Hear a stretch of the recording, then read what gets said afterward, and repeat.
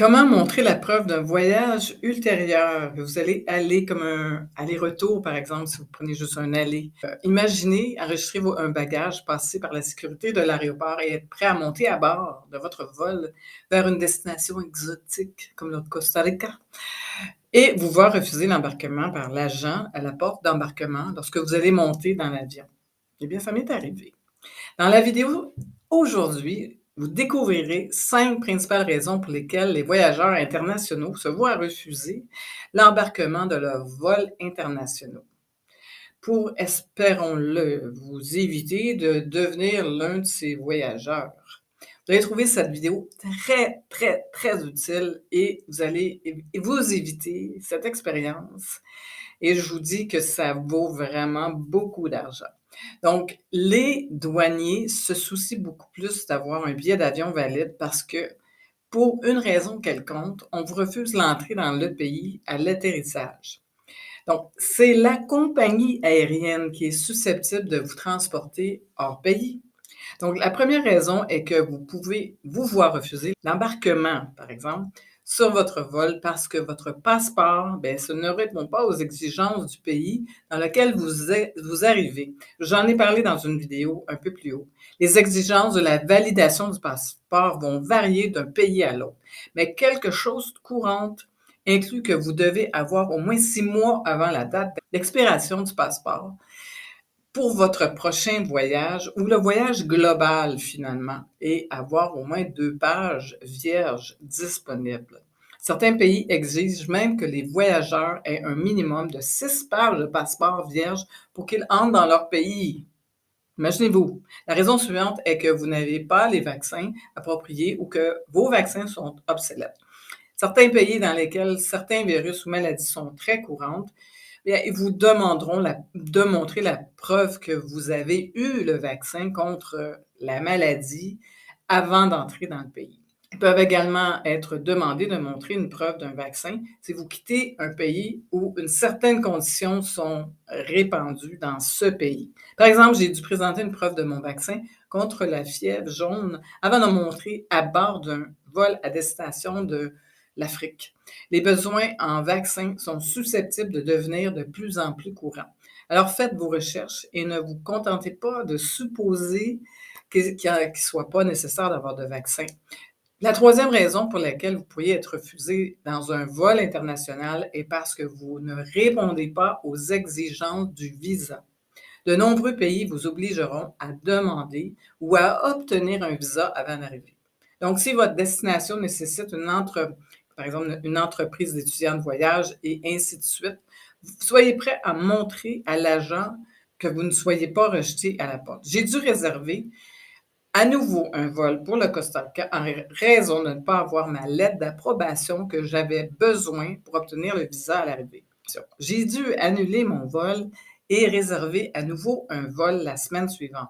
Non seulement j'ai dû payer plusieurs centaines de dollars pour réserver un tout nouveau vol, mais parce que je ne partais pas non plus chez moi, j'ai dû trouver un hôtel parce que j'avais cancellé mon hôtel pendant 3 jours supplémentaires. Puis j'ai perdu les 2 nuits non remboursables que j'ai réservées dans un hôtel à mon arrivée au Vietnam.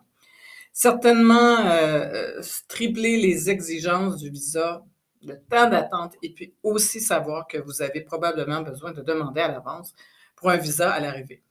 Malgré le nom très trompeur, je vais laisser un lien ci-dessous vers un site qui s'appelle Avery que j'utilise où vous pouvez demander un visa et également trouver des informations de visa à jour en fonction de votre citoyenneté et du pays de votre destination. La prochaine raison pour laquelle vous pourriez vous voir refuser l'embarquement sur un autre vol est que vous n'avez pas la preuve de voyage ultérieur.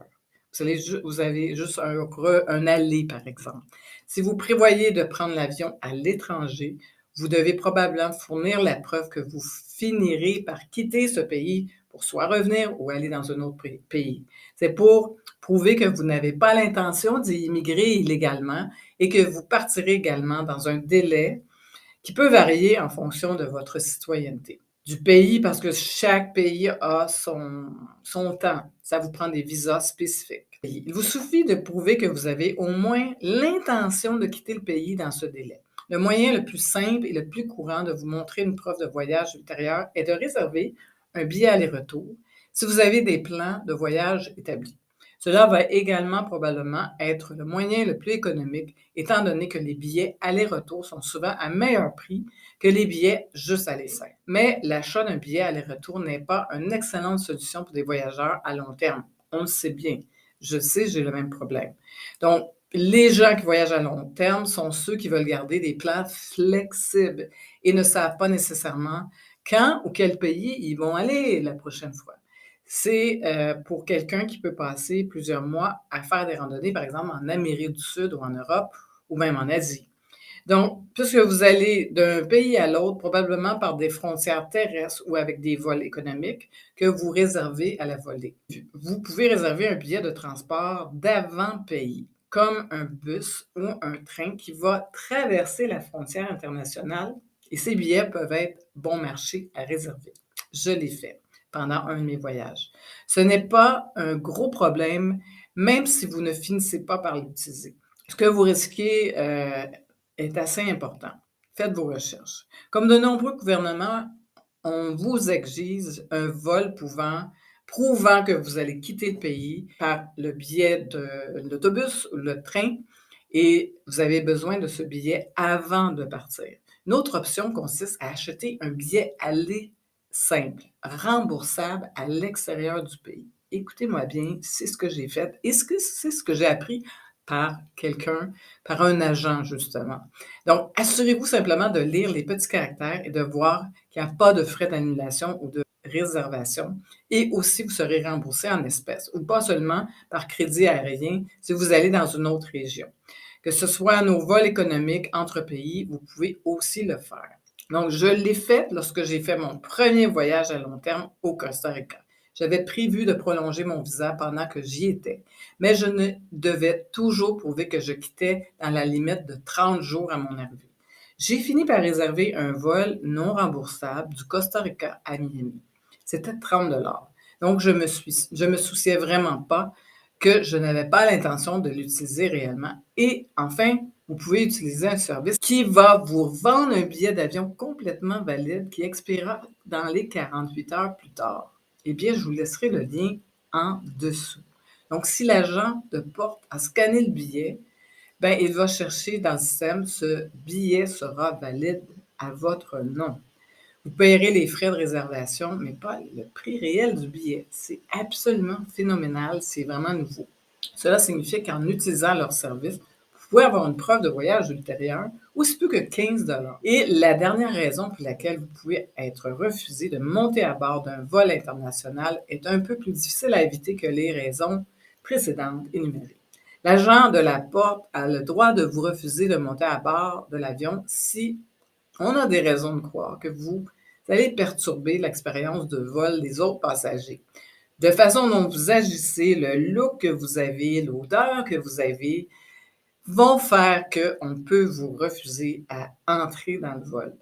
Donc, je couvrirai ceux-ci, ainsi que toutes les autres raisons pour lesquelles vous pouvez être refusé de monter à bord de votre vol dans une autre vidéo plus tard, ainsi que les frais supplémentaires.